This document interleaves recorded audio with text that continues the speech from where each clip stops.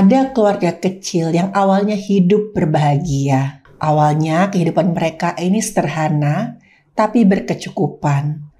Sampai akhirnya pandemi melanda dunia. Dan bapak ini adalah salah seorang pegawai yang terpaksa dirumahkan. Lokasi rumah dari keluarga kecil ini berada di pinggiran sungai. Kadang-kadang untuk menghibur diri, mereka membawa anak mereka ini bermain di tempat rekreasi yang ada di pinggir sungai. Dan suami istri ini, mereka semakin merasa kesusahan untuk menghidupi keluarga mereka. Suatu sore, warga yang ada di hilir sungai itu mencium ada bau busuk yang sangat menyengat. Awalnya, warga mengira bau busuk tersebut berasal dari bangkai hewan yang ukurannya besar. Tapi setelah mereka akhirnya menemukan sumber bau, mereka sangat terkejut karena asal dari bau busuk tadi adalah jasad.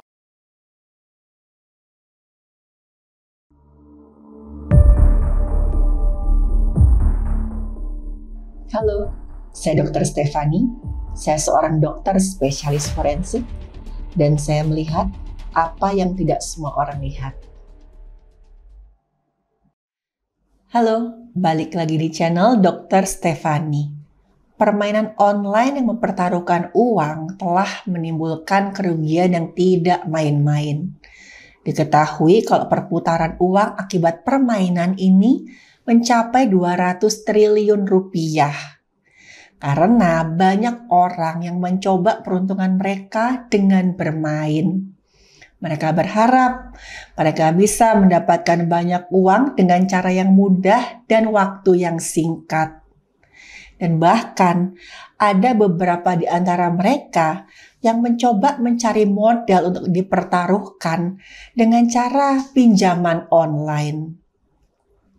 Mereka rela meminjam uang secara online karena mereka berharap semakin besar uang yang mereka pertaruhkan akan semakin besar nanti keuntungannya. Dan dua hal tadi sudah jelas sangat merugikan. Dan kisah yang akan saya ceritakan ini berhubungan dengan dua hal tadi. Ada keluarga kecil yang awalnya hidup berbahagia. Sang bapak bekerja sebagai kepala pelayan di sebuah restoran dan sang ibu ini adalah seorang ibu rumah tangga. Awalnya kehidupan mereka ini sederhana tapi berkecukupan. Sampai akhirnya pandemi melanda dunia. Restoran tempat bapak ini bekerja merupakan salah satu tempat yang kena imbas pandemi. Mereka terpaksa melakukan pengurangan pegawai demi efisiensi. Dan bapak ini adalah salah seorang pegawai yang terpaksa dirumahkan. Setelah diberhentikan dari restoran tempat dia bekerja, sang bapak ini mulai mencari pekerjaan sebagai supir ojek online. Tapi karena saat itu pandemi sedang merajalela, menjadi pengemudi ojek online itu juga sulit untuk mendapatkan order. Dan dengan berbekal sisa uang pesangon dari PHK tadi, sang suami dan istri ini mencoba cara lain untuk menyambung hidup mereka. Saat itu mereka punya seorang anak laki-laki yang baru berumur 1 tahun. Anaknya ini sangat lucu, cerdas, dan sangat ceria. Anaknya ini membawa keceriaan di diri bapak dan ibu ini. Lokasi rumah dari keluarga kecil ini berada di pinggiran sungai. Dan kebetulan di pinggiran sungai dekat rumah mereka ada satu tempat rekreasi bagi warga sekitar. Kadang-kadang untuk menghibur diri, mereka membawa anak mereka ini bermain di tempat rekreasi yang ada di pinggir sungai. Dan di tempat rekreasi itu ada banyak juga penjual makanan dan mainan untuk anak-anak. Suami istri ini sempat kepikiran untuk menggunakan sisa uang PHK tadi sebagai modal untuk buka usaha di pinggiran sungai tadi. Tapi sayangnya, seiring dengan meningkatnya kasus COVID-19, pemerintah menetapkan lockdown. Dan tempat rekreasi itu terpaksa ditutup karena adanya larangan untuk orang yang berkumpul pada saat pandemi. Dan suami istri ini, mereka semakin merasa kesusahan untuk menghidupi keluarga mereka. Ditambah lagi, anak mereka ini masih kecil. Suatu sore, warga yang ada di hilir sungai itu mencium ada bau busuk yang sangat menyengat. Sebenarnya bau busuk itu sudah tercium beberapa hari sebelumnya. Dan memang warga di sekitar bantaran sungai itu sudah terbiasa dengan bau busuk. Karena beberapa kali ada bangkai hewan yang hanyut di sungai dan tersangkut di sekitar situ. Tapi sekali ini bau busuknya berbeda. Baunya ini semakin lama semakin menyengat sampai akhirnya warga tidak tahan lagi. Warga kemudian melapor ke kepala RW. Dan atas inisiatif dari kepala RW, mereka beramai-ramai mencari sumber bau tersebut. Awalnya, warga mengira bau busuk tersebut berasal dari bangkai hewan yang ukurannya besar, entah kambing atau mungkin anjing liar. Tapi setelah mereka akhirnya menemukan sumber bau, mereka sangat terkejut karena asal dari bau busuk tadi adalah jasad seorang anak kecil yang sudah mulai membusuk. Warga kemudian langsung menghubungi pihak yang berwenang dan pihak yang berwenang langsung datang ke lokasi untuk melakukan pengecekan. Saat itu petugas kesehatan dengan pakaian alat pelindung diri yang lengkap itu juga datang ke lokasi karena saat itu sedang pandemi. Mereka melakukan evakuasi dan membawa jasad anak kecil tersebut ke rumah sakit untuk dilakukan pemeriksaan. Jasad anak kecil tersebut kemudian dibawa ke ruang otopsi untuk diperiksa oleh dokter forensik. Dan dari pemeriksaan luar didapatkan, jasad anak kecil itu berjenis kelamin laki-laki. Dan dari pemeriksaan gigi, diperkirakan usianya baru sekitar 2 tahun. Jasadnya dalam keadaan membusuk lanjut, dengan seluruh tubuhnya ini mulai membengkak. Korban mengenakan baju kaus bergambar beruang dengan tulisan nama anak laki-laki dan celana pendek yang ukurannya S. Jadi diketahui kalau korban ini tadinya bertubuh kecil. Hampir di seluruh tubuhnya korban ditemukan luka memar dan lecet. Sebenarnya temuan ini normal karena pada korban yang hanyut di sungai bisa jadi korban ini terbentur entah batu atau benda-benda air lainnya. Tapi setelah dilakukan pemeriksaan lebih lanjut, dokter forensik menemukan kejanggalan. Karena biasanya luka-luka yang ditemukan pada korban tenggelam itu terdapat di wajah atau anggota gerak yang tidak terlindungi oleh pakaian.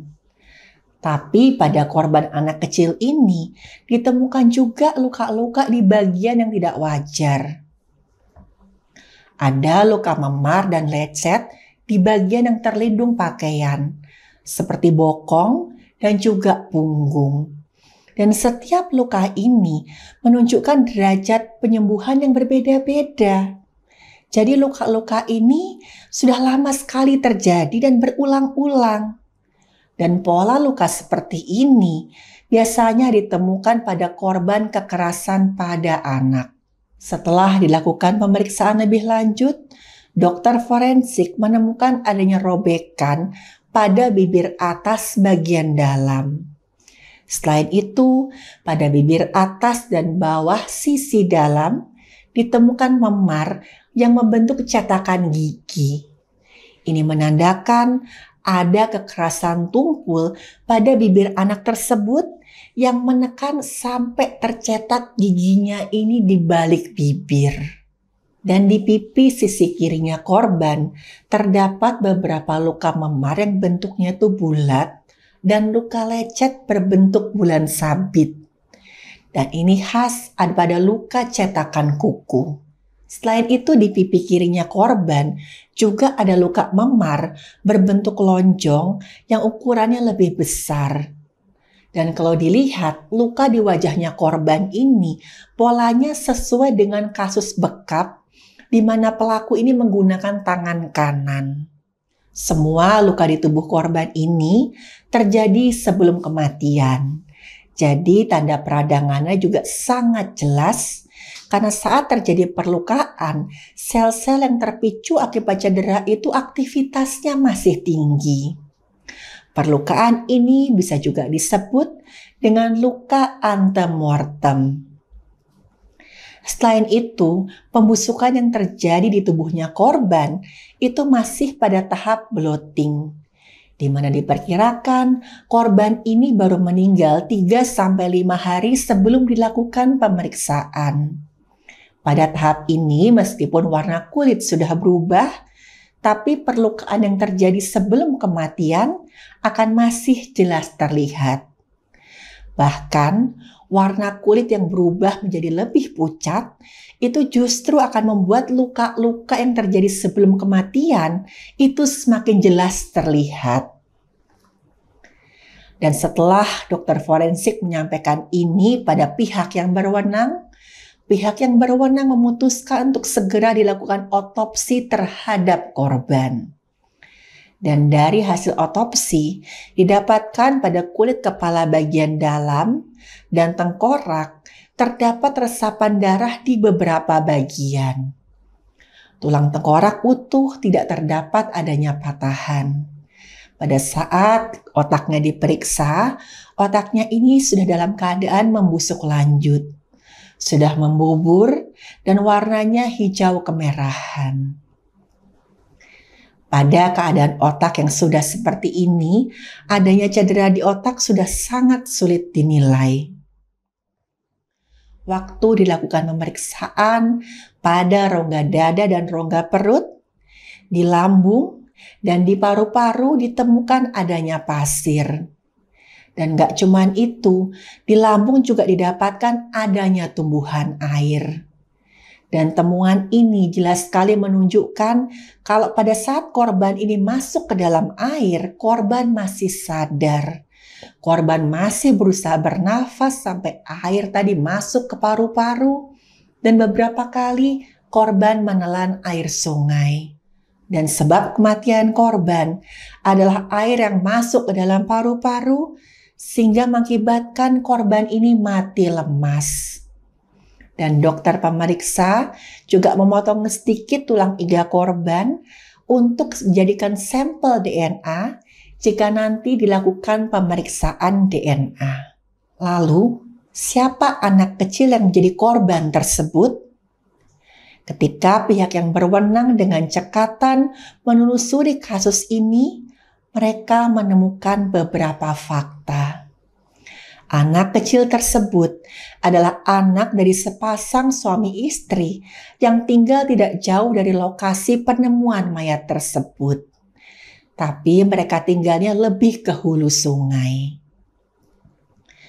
Informasi tersebut didapatkan oleh pihak yang berwenang dari keterangan warga di sekitar lokasi di mana mayat anak kecil tadi ditemukan. Dan pihak yang berwenang dengan cepat langsung mendatangi tempat tinggal anak tersebut. Dan di sana mereka hanya bertemu dengan bapak si korban. Waktu diinterogasi dan pihak yang berwenang bertanya di mana anaknya, si bapak ini berkata kalau anaknya sedang menginap di rumah adik si bapak ini sejak 5 hari yang lalu. Tapi ketika pihak yang berwenang meminta bapak ini mengantarkan mereka ke rumah adiknya untuk melihat si anak, bapak ini mulai mengelak Dia mulai tidak tahu harus menjawab apa dan bahkan dia mencoba melarikan diri. Tapi untungnya dia bisa dihentikan. Sebenarnya pihak yang berwenang sudah mencium kecurigaan bahwa si bapak ini adalah pelaku yang melempar anaknya sendiri ke sungai. Dan dengan tegas, pihak yang berwenang membawa si bapak ini ke kantor untuk dilakukan interogasi lebih lanjut. Dan akhirnya, dari pengakuan si bapak, didapatkan bukti di mana si bapak ini mengaku dialah yang dengan sengaja membunuh anaknya sendiri. Jadi semenjak pandemi berlangsung, kehidupan keluarga itu mulai berantakan. Karena si bapak ini di PHK dari tempat kerjanya. Si bapak ini sudah berusaha mencari jalan keluar untuk mendapatkan pemasukan untuk keluarga mereka. Tapi semua usahanya tidak berhasil. Dan pada saat itu, si bapak ini sempat memutuskan untuk mengajukan pinjaman online dan berhasil. Uang yang ia dapat dari pinjaman online tersebut, ia gunakan untuk kehidupan sehari-hari keluarganya.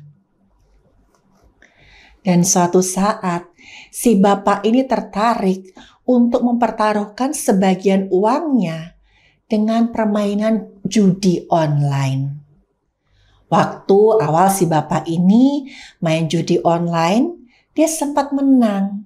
Dan bahkan uang yang dia dapat dari kemenangannya itu bisa dia gunakan untuk kehidupan sehari-hari.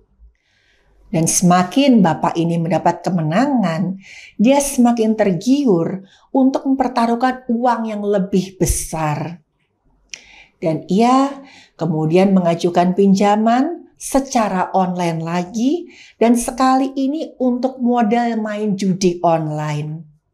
Tapi ketika si bapak ini mempertaruhkan uang yang lebih besar, dia malah jadi sering kalah. Sedangkan pinjaman online yang harus dia cicil juga semakin banyak. Dan ini membuat si bapak dan istrinya sangat stres. Teror penagih pinjaman online terus mengejar keluarga mereka. Beberapa penagih juga setiap hari datang ke rumah mereka untuk menagih utang.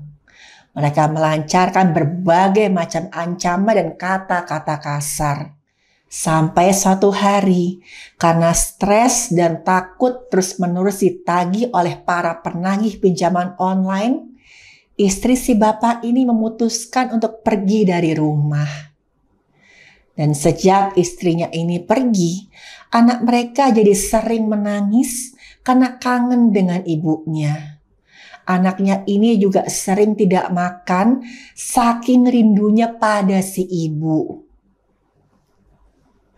Dan si bapak ini karena dia juga merasa tertekan, dia sering memukuli anaknya karena tidak tahan mendengar anaknya ini sering sekali menangis.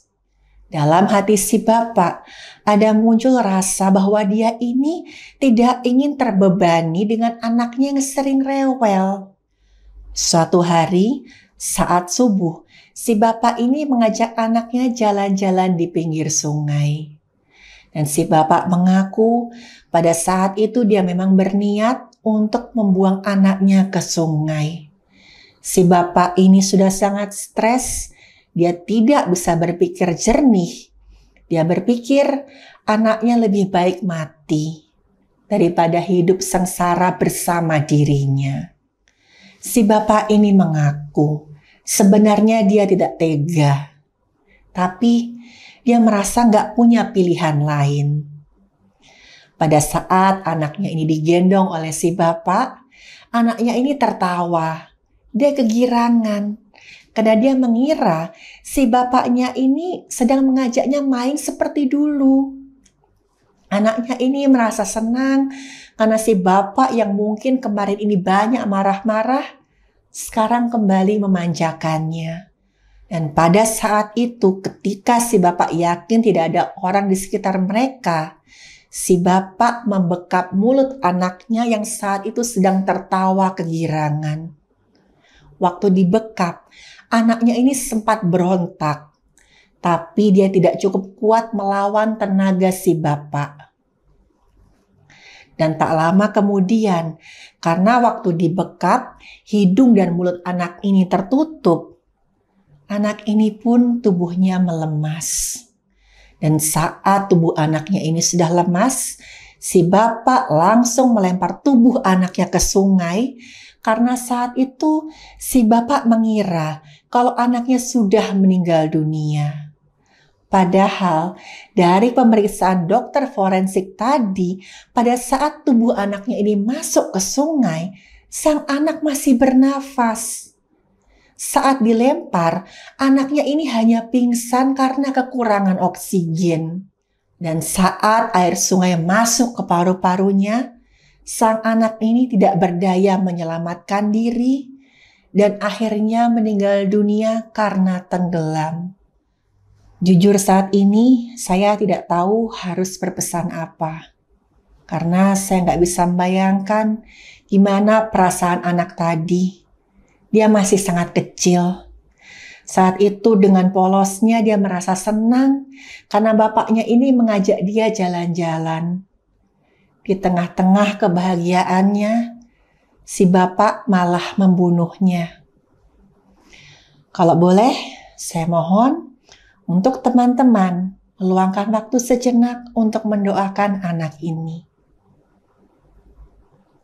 Terima kasih. Dan di sini saya lagi-lagi mau berpesan untuk stop kekerasan pada anak-anak.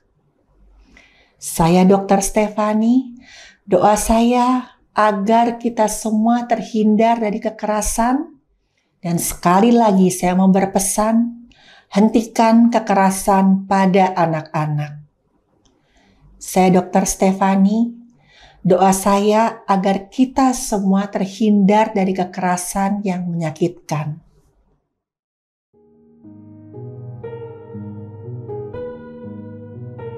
Terima kasih buat yang sudah menyimak cerita saya.